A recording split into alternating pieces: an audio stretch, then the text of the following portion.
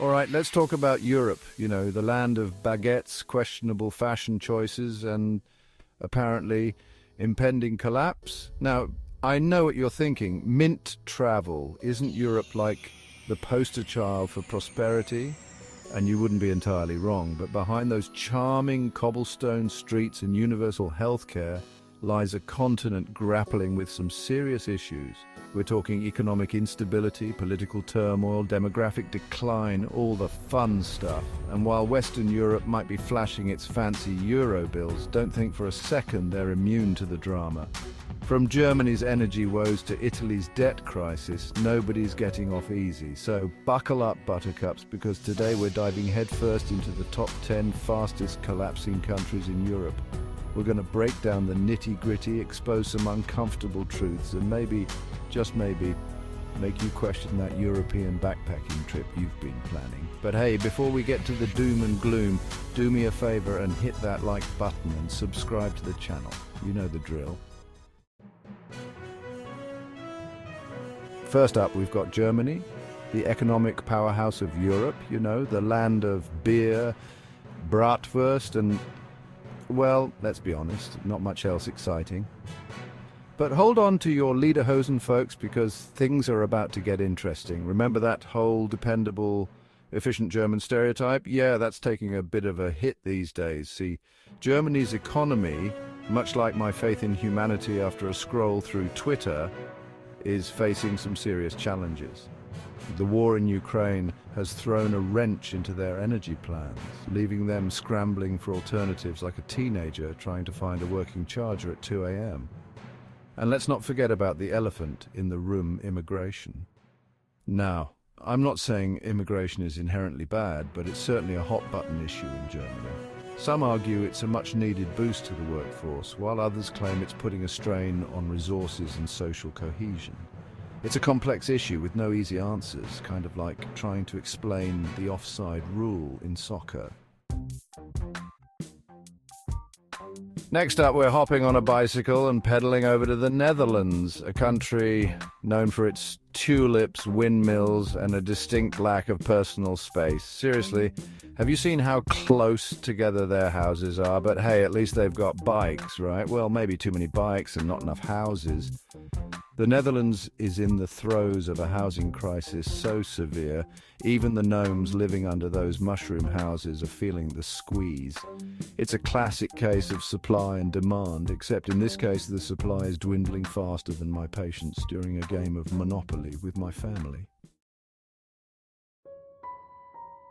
Let's hop across the pond to the Emerald Isle, the land of Guinness, leprechauns, and a housing crisis that would make even New Yorkers weep.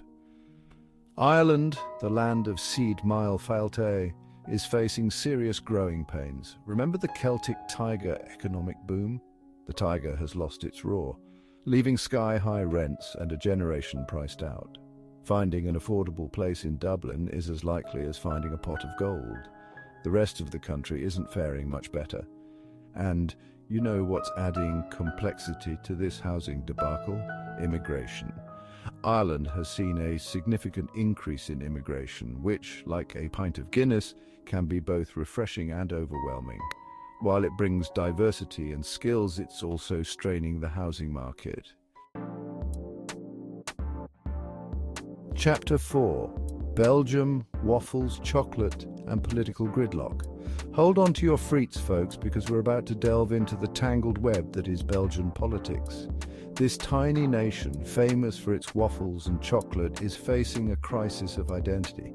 Belgium is divided into 3 regions: Flanders, Wallonia, and Brussels. These regions don't always see eye to eye. Flanders, the Dutch-speaking north, is wealthier than Wallonia, the French-speaking south, and Brussels, well, it manages to annoy everyone. This divide has led to political gridlock, making it harder to address issues like immigration. Chapter 5. United Kingdom, Brexit blues and beyond. All right, let's pop over to the UK, shall we? The land of tea, crumpets, and a healthy dose of self-inflicted chaos.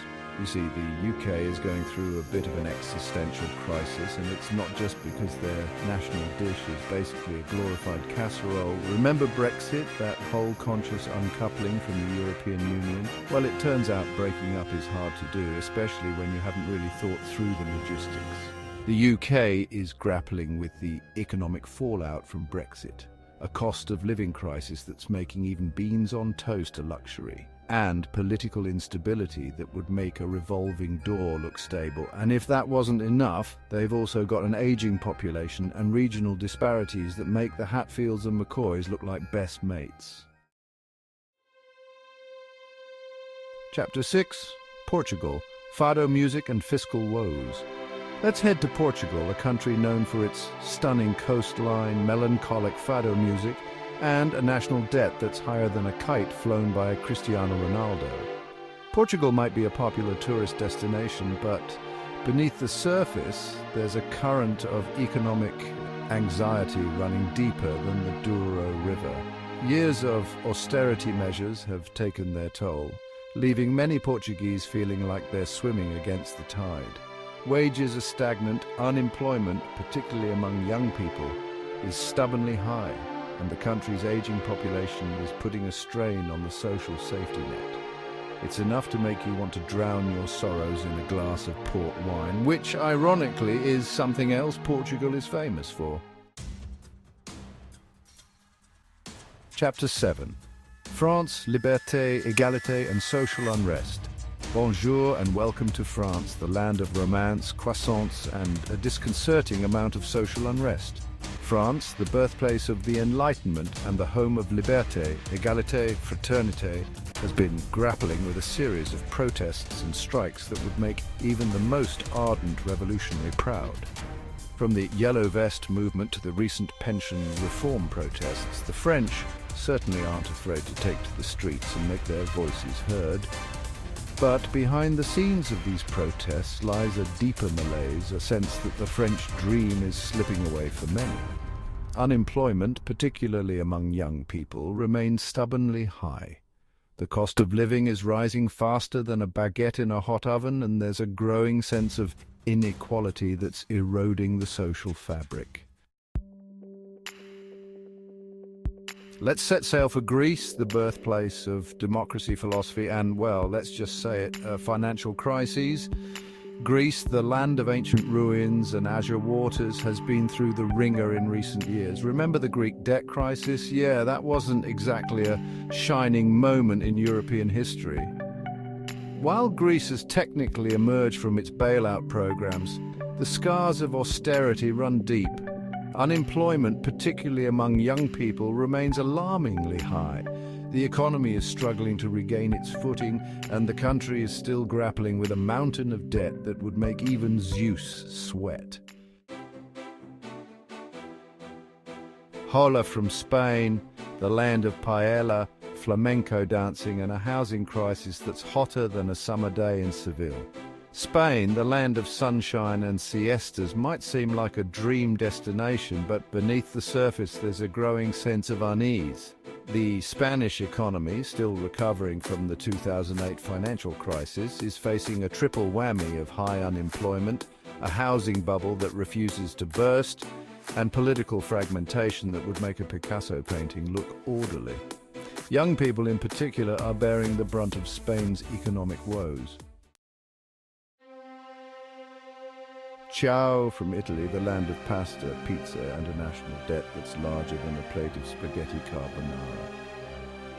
Italy, the land of la dolce vita, is facing some bitter realities. The Italian economy, much like a plate of spaghetti left unattended, is in a bit of a tangled mess. High public debt, sluggish growth and a youth unemployment rate that would make even the most optimistic nonna worry are just some of the challenges facing this Mediterranean nation. Adding to Italy's woes is a demographic time bomb. Italy has one of the lowest birth rates in Europe, and its population is rapidly aging. Well, there you have it, folks. The top 10 fastest collapsing countries in Europe. I know, it's enough to make you want to cancel that European vacation and hide under your duvet with a year's supply of ramen noodles. But before you descend into a spiral of despair, remember this. Europe is a complex and ever-changing continent. It's faced challenges before and it's come out the other side. These countries have a lot to offer, from rich history and culture to stunning scenery and delicious food. So, instead of writing them off, let's hope they can address these challenges and emerge stronger.